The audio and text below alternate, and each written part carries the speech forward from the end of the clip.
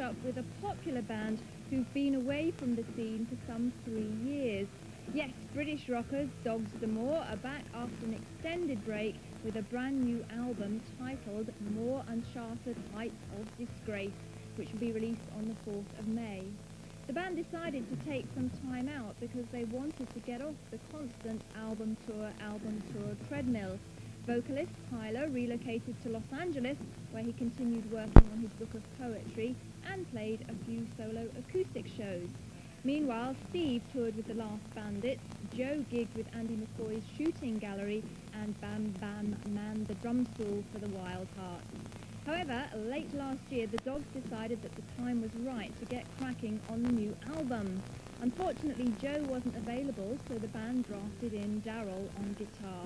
I'll be finding out about Daryl's contribution to the new album in an interview airing on The Ball in 2 weeks' time. But for now, let's enjoy the return of the Dogs D'Amour with their first single, All or Nothing.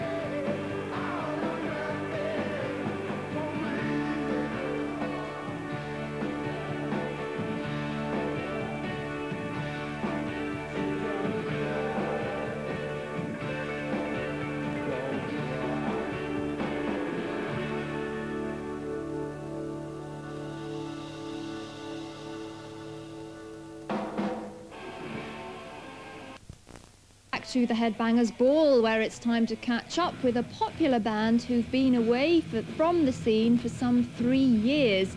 Yes, British rockers Dogs D'Amour are back after an extended break with a brand new album titled More Uncharted Heights of Disgrace, which will be released on the 4th of May. During their time away from the band, vocalist Tyler relocated to Los Angeles, where he continued working on his book of poetry and played a few solo acoustic shows. Meanwhile, Steve toured with the Last Bandits, Joe gigged with Andy McCoy's Shooting Gallery, and Bam Bam manned the drum stool for the Wild Hearts. However, late last year, the Dogs decided that the time was right to get cracking on the new album. Unfortunately, Joe wasn't available, so the band drafted in Daryl on guitar. We travelled down to the Dogs' rehearsal studio in East Sussex to find out more about Daryl, the new album, and surprisingly, the band's new, more restrained lifestyle. Here's our exclusive report.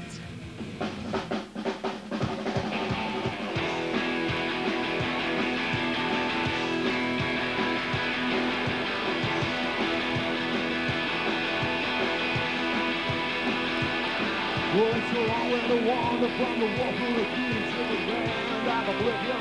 Summer streets where the heart felt pure, the boogie boy insanity.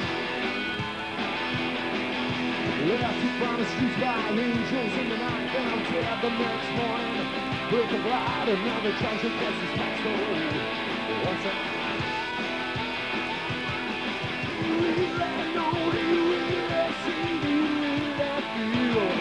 What's happening? The reason we had a break was just things went dreadfully wrong, and you know, I was too fucked up to move anymore, and nothing was gelling. It just went AWOL, you know, too much craziness and not enough haziness. So why did you decide that the time was right now to get the band back together? I don't know. It's, well, why is the time right for anything, really, to do anything? I just felt, I always go by gut instinct and what I do, you know, no matter what people tell me, that's why I get in so much trouble usually. And so I just thought it was right, so, you know. Phoning me up and reversing the bloody charge, saying let's get the band back together. It was just like, I mean, I'm a great believer in fate as well. I mean, I rang him up and he was having a bad day, so it was good, and Steve was having a worse day, you know, with the constabulary. And it was really bizarre. I mean, meeting Daryl within an hour of getting back to England and not, you know, auditioning any guitarist whatsoever except him. Not even auditioning, really.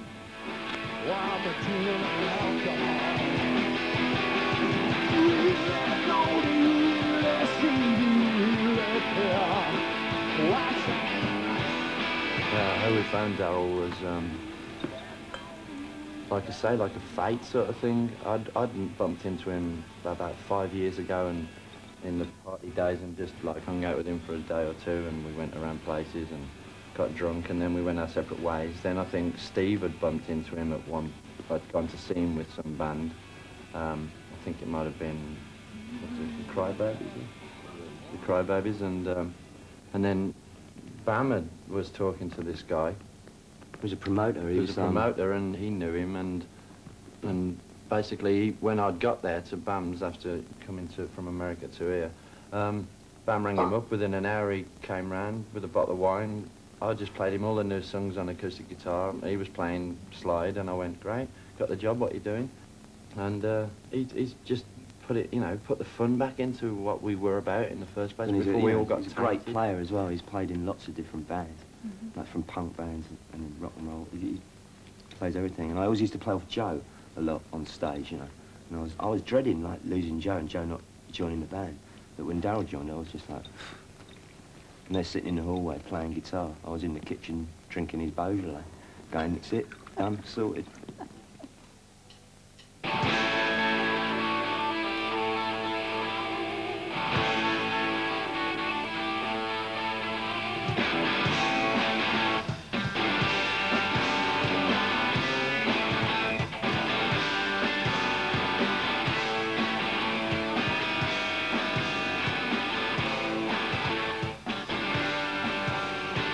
I don't see but no comfort. The chains only take away my joy. Down on the street where I can take any blues. Get the fire with I miss the dick song. I miss the dick song. I miss the dick song. Oh, I miss the dick song. The rebirth of the Dogs D'Amour has also been aided by their reappraisal of the rock and roll lifestyle and how it relates to the 1990s. Where do we fit in? I don't think we fit in anywhere. I feel like, sometimes I feel like a time traveller or something because I'm lost in other things that I read about and do. And with regards to the sex, drugs and rock and roll, you know, that's such a horrible cliche anyway. It's, you know, people in bands wonder why they don't get respect, you know, and it's like they're all fucking sexists, or, you know, they don't give credit to other people, and they're just like, yeah, you know. I mean, sure, everyone wants to do it, you know, like when you're, I don't know, 15 or 16, you just want to, you're going through that thing, and some people get stuck in that mould of being 15 and 16. When they're 29, they're still doing it, you know what I mean? But you have to create something at the end of it. You can't just do it for the sake of it. It's just like, it gets boring, really, you know, and there's, you know, it's not very nice waking up every day with your head down the toilet. See those horses cracking around them like mats. I back to the town and that's okay, better give me all the horses. You see, I'm on the floor and you're lying. Shit on, baby, all time. Give me a kick. Mr. Dixon. Mr. Dixon. Mr. Dixon. I miss you, Dick. I miss you.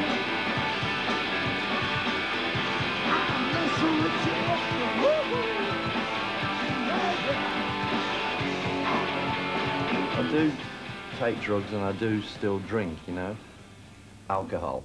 And, but it's like, it's no good if you smoke like, you know, like a bag of grass and get so out your head that you can't do it. You can still do it to certain stages, you know, and it's also interesting to do things sober, because that for me is like having a drug sometimes, and it's kind of scary, you know. You get shaky and it's like, and you think, wow, this is weird, and it's like having speed, but you haven't taken anything, and you think, God, all the years I used to spend 15 quid on getting like to make me feel like this, and you know, and it comes out of a Nescafe jar, you know. So it's like, there's just all interesting. I mean, all, you know, I wrote Bulletproof Poet completely straight, you know, and I wrote Princess Valium completely straight, and then when we recorded it, I was at my head on, like, Absolute Vodka or something, you know.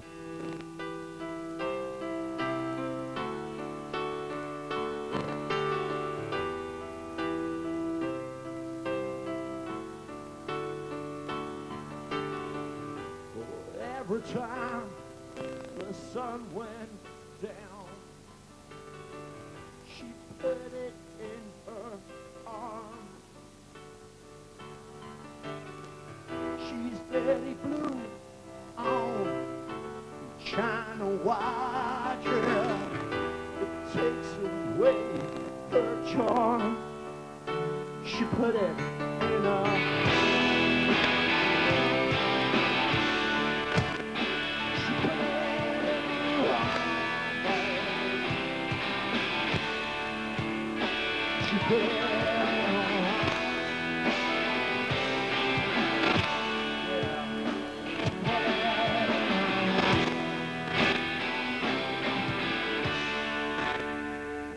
Despite the traumas that the band have had to endure, Tyler is still keen to point out that the lyrics should be perceived in a positive light by the listener. Hopefully, you know, people will, you know, understand the lyrics, and obviously the music just speaks for itself. But you know, like "Scared of Dying" is a song about what actually went wrong, and you know, trying to explain it. And then all the other ones are like sort of, if they're not sort of an autobiography or whatever, it's, you know, it's just what I see is going on. That's like, you don't have to live in Hollywood. You can live in Wolverhampton. You can live in Birmingham. You can live in Glasgow. You know, it's like maybe the weather's better, but it's all the same. You know, and people are always looking. You know, I always thought, wow, America, great, New York, and it's like, it's horrible, you know. And it's just, Hopefully, yeah, it will. It is. I mean, I've always written, you know, everything. Every Dogs album is about what we're doing and trying to explain that, you know, this is going on and that's going on, and it all kind of got messed up in a big sort of a bottle of Jack Daniels and, like, you know, party 24 hours a day, completely fucking out of it, you know, just going to the next one to another, and it kind of lost track of what I was actually trying to do in the first place, you know, which was like document things so that, you know, the kids can, like, not stay up in Leeds and go, look, God, we're never going to do anything. It's like, just you can go anywhere, you can do anything. The world's massive. You don't need any money to do it. I've got no money whatsoever. I've got about £3.50, really. I haven't got a bank account. I haven't got anywhere to live, but I'm just doing it.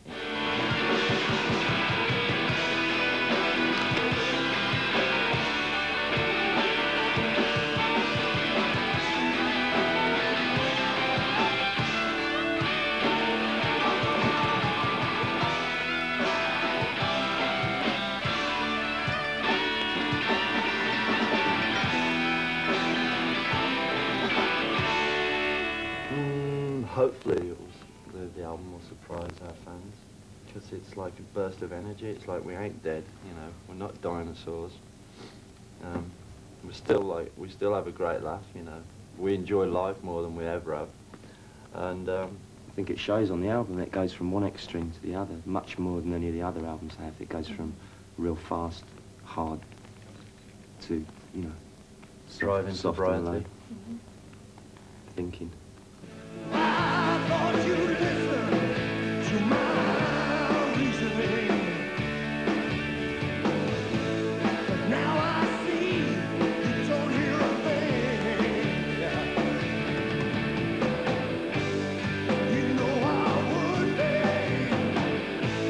if I only could, yeah. All down there, it's all down there.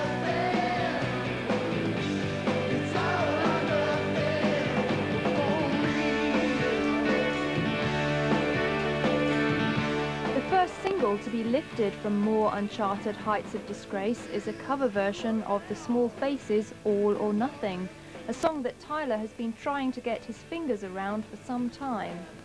All or Nothing was like a song that I've always wanted to play but never known the chords. That's why I'm a songwriter, is because I can never ever play anybody else's material. I'll learn the first 3 chords and then I'll go, oh, I should put an F sharp in here, and oh, it's mine now.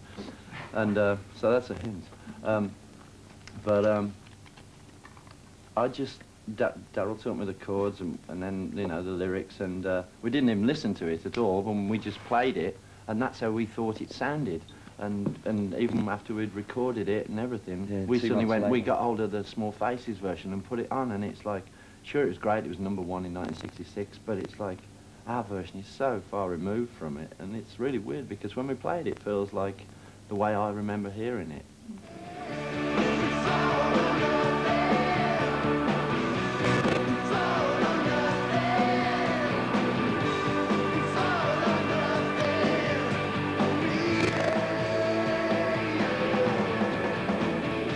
From the very start, the band's releases have always stood out due to Tyler's distinctive artwork.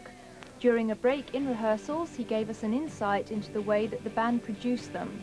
I'm not used to doing cover versions. If we've ever done them live, such as like Honky Tonk Women, I usually end up making up most of the words, and it's really hard to sing someone else's song, and I admire people who can do it well, you know. But it's like you read All or Nothing, it's like, what the bloody hell is it? What's it about? And if you look at the lyrics, it's really hard. And Steve Marriott ain't around to sort of, though I think Ronnie Lane might have written a lot of the lyrics.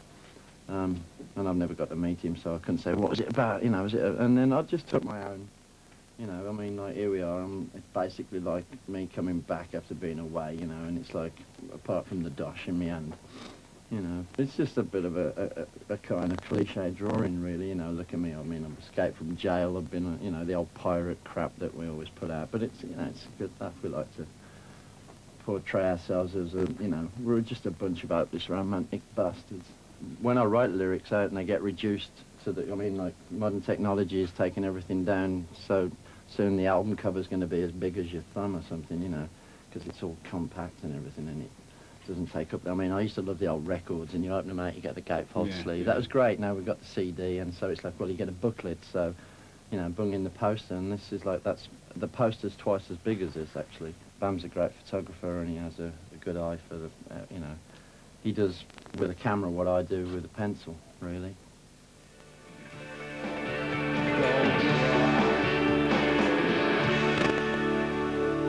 And if you'd like to know more about the Dogs D'Amour and the dates for their upcoming UK tour, then you should definitely check them out as our Band of the Week on page 280 of MTV Text. On that very page, you'll also find their fan club address and a prize draw to win this original proof of the new Dogs D'Amour album. It's the artwork signed by the band. Now, you can also enter this mini competition through the show, so send as many entries as you like to Dogs D'Amour Prize Draw, MTV's Headbangers Ball, PO Box 1384, London NW1 OHW, and that, of course, is in England. Okay, we'll be back in 2 minutes with another edition of the Metal Collection, tonight featuring 4 new releases, including the latest from Russian rockers Gorky Park. Stay tuned.